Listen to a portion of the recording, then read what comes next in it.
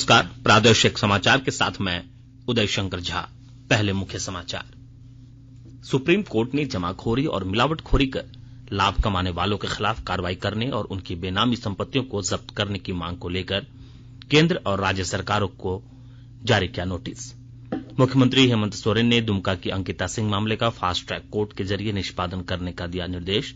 पीड़ित परिवार को 10 लाख रुपए की सहायता राशि उपलब्ध कराई। अंकिता सिंह की मौत मामले में गंभीरता को देखते हुए राज्यपाल ने मुख्य सचिव और पुलिस महानिदेशक को राजभवन तलब किया। मामले को लेकर राष्ट्रीय महिला आयोग ने भी लिया संज्ञान। और केंद्रीय मंत्री अर्जुन मुंडा ने कहा, सरकार वर्ष 2024 तक देश के सभी प्रखंडों में मॉडल आवासीय विद्यालय का निर्माण कराएगी। और अब समाचार विस्तार से। सुप्रीम कोर्ट ने जमाखोरी और मिलावटखोरी कर लाभ कमाने वालों के खिलाफ राष्ट्रीय सुरक्षा कानून के तहत कार्रवाई करने और उनकी सभी बेनामी संपत्तियों को जब्त करने की मांग करने वाली याचिका पर सुनवाई करते हुए केंद्र और राज्य सरकारों को नोटिस जारी किया है। न्यायाधीश एस अब्दुल नजीर की अध्यक्षता वाली बेंच ने 4 हफ्ते में इस मामले में जवाब दाखिल करने का निर्देश दिया है। याचिका भाजपा नेता और वकील अश्विनी उपाध्याय ने दायर की है। याचिका में कहा गया है कि केंद्र सरकार लॉ कमीशन के जरिए जमाखोरी और मुनाफाखोरी से संबंधित सभी देशों के कानूनों की पड़ताल करे और भारतीय दंड संहिता में भी वैसे कानून जोड़े जाएं।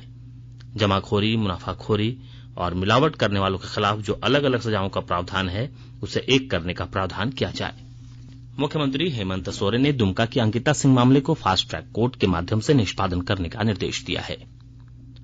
श्री सोरेन ने इस मामले में पुलिस महानिदेशक को एडीजी रैंक अधिकारी से अनुसंधान की प्रगति पर शीघ्र रिपोर्ट देने का निर्देश दिया।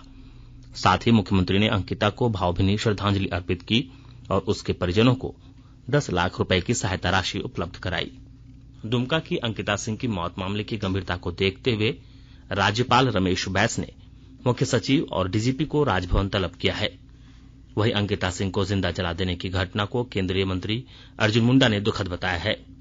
उन्होंने कहा कि जिला प्रशासन फास्ट ट्रैक कोर्ट के माध्यम से इस मामले की सुनवाई कराकर दोषी को सजा दिलाए। उधर राष्ट्रीय महिला आयोग ने दुमका में 12वीं कक्षा की युवती को जिंदा जलाकर मार देने की घटना पर संज्ञान लिया है। आयोग की अध्यक्ष रेखा शर्मा ने मामले की समयबद्ध और निष्पक्ष जांच सुनिश्चित करने के लिए झारखंड के पुलिस महानिदेशक को पत्र लिखा है। पत्र की एक प्रति पुलिस अधीक्षक दुमका को भी भेजी गई है। साथ ही आयोग ने इस संबंध में भी की गई कार्रवाई की रिपोर्ट 7 दिन में मांगी है। आपको बता दें कि शाहरुख हुसैन नामक युवक ने 12वीं की छात्रा अंकिता पर 23 अगस्त को पेट्रोल छिड़ककर उसके ही घर में ही जला दिया था। गंभीर स्थिति में उसे फूलो झानो मेडिकल कॉलेज अस्पताल में भर्ती कराया गया। उसके बाद उसे रिम्स रेफर कर दिया गया, जहां इलाज के दौरान 27 अगस्त की रात उसकी मौत हो गई। इधर आज कड़ी सुरक्षा के बीच दुमका के बेदिया घाट में अंकिता का अंतिम संस्कार किया गया। अंतिम संस्कार कार्यक्रम में सांसद सुनील सोरेन, उपायुक्त रविशंकर शुक्ला, एसपी अंबर लकड़ा समेत हजारों लोग शामिल हुए। रामगढ़ जिले की उपायुक्त माधवी मिश्रा ने आज पतरातू प्रखंड का दौरा किया। इस दौरान उन्होंने पतरातू अंचल कार्यालय के कार्यों की समीक्षा की। उपायुक्त ने सभी राजस्व उप निरीक्षकों को उनके क्षेत्रों में दोहरी जमाबंदी, संदेहास्पद जमाबंदी और अवैध जमाबंदी से संबंधित प्रतिवेदन जल्द तैयार कर अंचलाधिकारी को उपलब्ध कराने का निर्देश दिया। उपायुक्त ने अंचलाधिकारियों और कर्मियों को उनके क्षेत्रों में सरकारी भूमि का नियमित निरीक्षण करने को कहा और कहीं अवैध निर्माण होने की स्थिति में त्वरित कार्रवाई करने को कहा। सरायकेला खरसावां जिले के उपायुक्त सह जिला निर्वाचन पदाधिकारी अरवा राजकमल ने आज सामुदायिक भवन स्थित ईवीएम वेयर हाउस का निरीक्षण किया। भारत निर्वाचन आयोग के निर्देशानुसार जिला निर्वाचन पदाधिकारी ने उप निर्वाचन पदाधिकारी प्रियंका सिंह और अन्य पदाधिकारियों के साथ वेयर हाउस की विधि व्यवस्था और सुरक्षा व्यवस्था का जायजा लिया। उन्होंने वेयर हाउस में लगाए गए सीसीटीवी कैमरे, भवन की स्थिति, तैनात सुरक्षा बल, अग्निशमन सिलेंडर इत्यादि की जांच करते हुए सुरक्षा के मद्देनजर कई आवश्यक दिशा निर्देश दिए। केंद्रीय स्वास्थ्य मंत्री डॉक्टर मनसुख मांडविया ने औषधि निर्माता उद्योगों से बेहतरीन किस्म की दवाएं बनाने और विश्व बाजारों में उनकी पहुंच बढ़ाने का आग्रह किया है। नई दिल्ली में राष्ट्रीय औषधि मूल्य निर्धारण प्राधिकरण के रजत जयंती समारोह में डॉक्टर मांडविया ने कहा कि गुणवत्तापरक दवाएं उपलब्ध कराने से दुनिया में भारत की प्रतिष्ठा बढ़ी है। उन्होंने कहा कि फार्मा क्षेत्र को सशक्त बनाने के लिए अनुसंधान पर ध्यान देना जरूरी है। श्री मांडविया ने कहा कि नरेंद्र मोदी सरकार गरीबों और किसानों की हितैषी के साथ साथ उद्योगों के लिए अनुकूल माहौल उपलब्ध करा रही है। भारतीय स्वास्थ्य क्षेत्र ने दुनिया में जो साख बनाई है उससे औषधि उत्पादों का निर्यात बढ़ा है। श्री मांडविया ने कहा कि इस समय देश में 8,500 से अधिक जन औषधि केंद्र काम कर रहे हैं, जो बेहतर क्वालिटी की दवाएं किफायती दर पर उपलब्ध करा रहे हैं। राष्ट्रव्यापी कोविड टीकाकरण अभियान के अंतर्गत अब तक 2 अरब 11 करोड़ 91 लाख से अधिक कोविड रोधी टीके लगाए जा चुके हैं। स्वास्थ्य मंत्रालय ने बताया है कि पिछले 24 घंटों में 24,70,000 से अधिक टीके लगाए गए। इस बीच कल देश भर में 7,000 से अधिक लोगों में कोरोना संक्रमण की पुष्टि हुई और करीब 9,000 रोगी स्वस्थ हुए। वर्तमान में 84,931 रोगियों का इलाज चल रहा है। आकाशवाणी के ताजा तरीन समाचारों के लिए आप हमारी वेबसाइट newsonair.com पर लॉग इन कर सकते हैं। ताजा समाचार Twitter handle @AIR News Alerts और Facebook page all India radio news पर भी उपलब्ध है। आप प्रादेशिक समाचार एकांश के Twitter handle @AIR News_ Ranchi और फेसबुक, इंस्टाग्राम पेज तथा YouTube channel AIR News Ranchi पर भी हमारे बुलेटिन सुन सकते हैं। प्रादेशिक समाचार आप आकाशवाणी रांची से सुन रहे हैं और अब पेश है कोरोना से बचाव के कुछ संदेश। कोविड-19 से बचाव और सुरक्षित रहने के 3 उपाय। मास्क लगाएं, 2 गज दूरी है जरूरी, सुरक्षित दूरी रखें, हाथ और मुंह साफ रखें।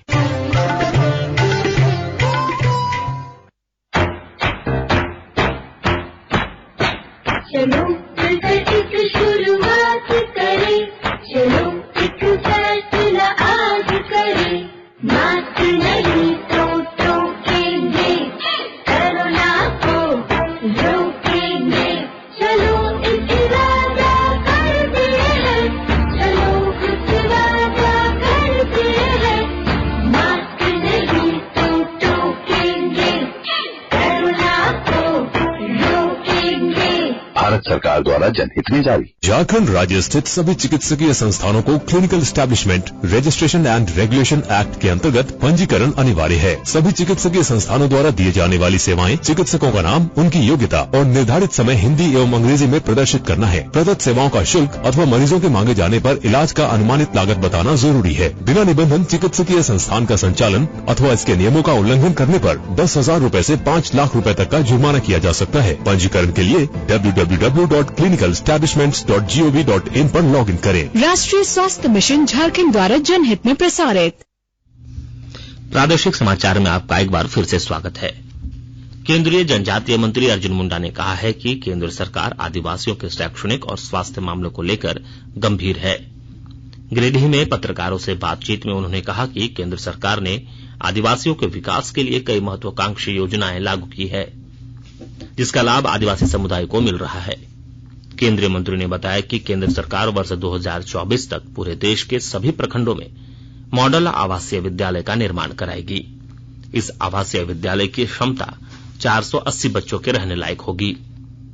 भारतीय जनता पार्टी के राज्य स्तरीय प्रशिक्षण शिविर में भाग लेने के बाद गिरिडीह में मधुबन में केंद्रीय मंत्री श्री मुंडा ने झारखंड में राजनीतिक अस्थिरता के मामले में कहा कि राज्य में जो राजनीतिक हालात उत्पन्न हुए हैं उसके लिए भाजपा दोषी नहीं है। केंद्रीय मंत्री अर्जुन मुंडा ने कहा कि नरेंद्र मोदी के नेतृत्व में देश विकास कर रहा है। उन्होंने कहा कि वर्ष 2024 का लोकसभा चुनाव विकास के मुद्दे पर लड़ा जाएगा।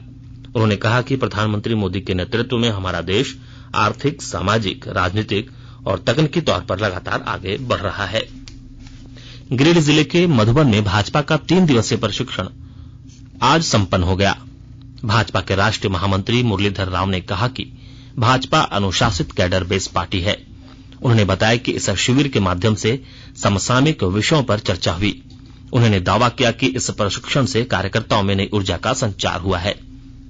भारतीय जनता पार्टी सिद्धांत पर चलने वाला कार्यकर्ता आधारित पार्टी है, इसलिए कार्यकर्ता निर्माण, कार्यकर्ता गढ़ना ये हमारे लिए निरंतर दिया है। मंडल स्तर से लेकर बूथ स्तर से लेकर राष्ट्रीय स्तर की इस प्रक्रिया को हम निरंतर करते हैं। भ्रष्टाचार मुक्त शासन कैसे देना है और हमारा गरीब कल्याण के बारे में और देश और राज्य सरकार जहाँ है वहाँ हमारे उपलब्धियां क्या है, विकास उन्मुख राजनीति हम कैसे करते हैं, ऐसे विषयों में और साथ साथ कार्यकर्ताओं को जनता के साथ बार बार जाने के विषय में, संवाद करने के विषय में, मीडिया का और सोशल मीडिया का सारे बातों पर ये प्रशिक्षण देने की पद्धति झारखंड में अंतिम सत्र और समारोह में मैं भाग लिया हूँ। बहुत प्रभावी ढंग से इन्होंने विषय लिए हैं और आने वाले चुनौतियों के लिए झारखंड में हमारा नहीं तैयार है।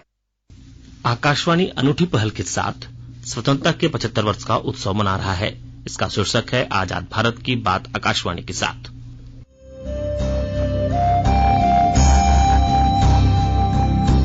आजाद भारत की बात आकाशवाणी के साथ। स्वतंत्रता के 75 वर्ष का उत्सव, जीवंत यात्रा की स्मृतियां, स्वतंत्र भारत की उपलब्धियां और कुछ रोमांचक पल। तो आप भी जुड़िए और सुनना न भूलें 15 अगस्त से प्रतिदिन हमारे FM गोल्ड 100.1 और दूसरे चैनलों पर आजाद भारत की बात आकाशवाणी के साथ।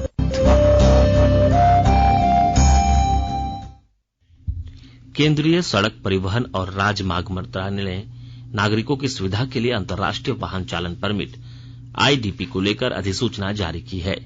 भारत अंतर्राष्ट्रीय सड़क यातायात संधि 1949 में शामिल है और अन्य देशों में स्वीकृति के लिए संधि के प्रावधानों के अनुरूप IDP जारी किया जाना जरूरी है।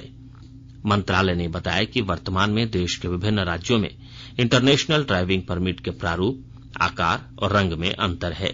इससे भारतीय नागरिकों को विदेशों में IDP को लेकर दिक्कत होती है। इस संशोधन के बाद जिनेवा संधि के अनुरूप अंतर्राष्ट्रीय वाहन चालन परमिट देश भर में एक समान हो जाएगा। सुप्रीम कोर्ट ने झारखंड के एक पत्रकार अरूप चटर्जी को झारखंड हाई कोर्ट से मिली अंतरिम जमानत के खिलाफ दायर याचिका खारिज कर दी है। जस्टिस DY चंद्रचूड़ की अध्यक्षता वाली बेंच ने झारखंड सरकार को फटकार लगाते हुए कहा कि राज्य के अधिकारियों ने कानून का पालन नहीं किया और आधी रात को पत्रकार को घर से ले गए। कोर्ट ने कहा कि पत्रकारों के साथ ऐसा सलूक ठीक नहीं है। केंद्रीय शिक्षा मंत्री धर्मेंद्र प्रधान ने कहा है कि शिक्षा में गरीबी दूर करने की क्षमता है। शिक्षा के लाभ जानते हुए ही प्रधानमंत्री नरेंद्र मोदी ने राष्ट्रीय शिक्षा नीति लागू की है। ओडिशा में कोरापुट के केंद्रीय विश्वविद्यालय के 14वें स्थापना दिवस समारोह में वीडियो कॉन्फ्रेंसिंग के माध्यम से श्री प्रधान ने कहा कि हमारे शिक्षण संस्थान आम आदमी द्वारा करों के रूप में अदा की गई धनराशि से चलते हैं, इसलिए उन्हें गुणवत्तापूर्ण शिक्षा दी जानी चाहिए। दक्षिण पूर्व मध्य रेलवे के नागपुर मंडल के अंतर्गत काचेवानी रेलवे स्टेशन पर नॉन इंटरलॉकिंग कार्य के कारण ट्रेन संख्या 22846 हटिया पुणे एक्सप्रेस ट्रेन 2 सितंबर 2022 को हटिया से रद्द रहेगी। वहीं ट्रेन संख्या 22845 पुणे हटिया एक्सप्रेस 4 सितंबर 2022 को पुणे से रद्द रहेगी। वहीं ट्रेन संख्या 12812 हटिया लोकमान्य तिलक टर्मिनल एक्सप्रेस 2 सितंबर 2022 को और 3 सितंबर 2022 को हटिया से रद्द रहेगी। साथ ही ट्रेन संख्या 12811 Lokmanya Tilak terminal Hatia express train 4 सितंबर 2022 और 5 सितंबर 2022 को लोकमान्य तिलक टर्मिनल से रद्द रहेगी। जबकि ट्रेन संख्या 13425 मालदा टाउन सूरत एक्सप्रेस ट्रेन 3 सितंबर को मालदा टाउन से रद्द रहेगी और ट्रेन संख्या 13426 सूरत मालदा टाउन एक्सप्रेस 5 सितंबर 2022 को सूरत से रद्द रहेगी। और अब संक्षिप्त खबरें। सरिया थाना क्षेत्र स्थित परसिया जंगल में सोमवार को 3 बाइक सवार बदमाशों ने एक युवक को गोली मार दी। झारखंड हाईकोर्ट ने आज मधुपुर अनुमंडल अंतर्गत चित्रा थाने से जुड़े एक मामले में सारठ विधायक रणधीर कुमार सिंह को अग्रिम जमानत याचिका स्वीकार कर ली। जामताड़ा मंडल कारा में एक कैदी की मौत हो गई। कैदी नारायणपुर थाना क्षेत्र के पुरनी घाटी गांव का था। देवघर पुलिस ने 4 बाइक चोर गिरोह के सदस्य को गिरफ्तार किया है। पुलिस गिरोह के अन्य बदमाशों को पकड़ने के लिए छानबीन शुरू कर दी है। खूंटी पुलिस ने 2 नक्सली समर्थकों को गिरफ्तार किया है। गिरफ्तार दोनों नक्सली समर्थक PLFI सुप्रीमो के इशारे पर लेवी वसूली कर सुप्रीमो तक पहुंचाने का काम किया करते थे। भारतीय कम्युनिस्ट पार्टी के प्रदेश कार्य समिति की बैठक 23, 24 और 25 सितंबर को हजारीबाग में आयोजित होगी। अंत में मुख्य समाचार एक बार फिर। सुप्रीम कोर्ट ने जमाखोरी और मिलावटखोरी कर लाभ कमाने वाले के खिलाफ कार्रवाई करने, उनकी बेनामी संपत्तियों को जब्त करने की मांग को लेकर केंद्र और राज्य सरकारों को जारी किया नोटिस। मुख्यमंत्री हेमंत सोरेन ने दुमका की अंकिता सिंह मामले का फास्ट ट्रैक कोर्ट के जरिए निष्पादन करने का दिया निर्देश। पीड़ित परिवार को 10 लाख रुपए की सहायता राशि उपलब्ध कराई। अंकिता सिंह की मौत मामले की गंभीरता को देखते हुए राज्यपाल ने मुख्य सचिव और पुलिस महानिदेशक को राजभवन तलब किया। मामले को लेकर राष्ट्रीय महिला आयोग ने भी लिया संज्ञान। और केंद्रीय मंत्री अर्जुन मुंडा ने कहा, सरकार वर्ष 2024 तक देश के सभी प्रखंडों में मॉडल आवासीय विद्यालय का निर्माण कराएगी। इसके साथ ही आकाशवाणी रांची से प्रादेशिक समाचार का ये बुलेटिन समाप्त हुआ। नमस्कार।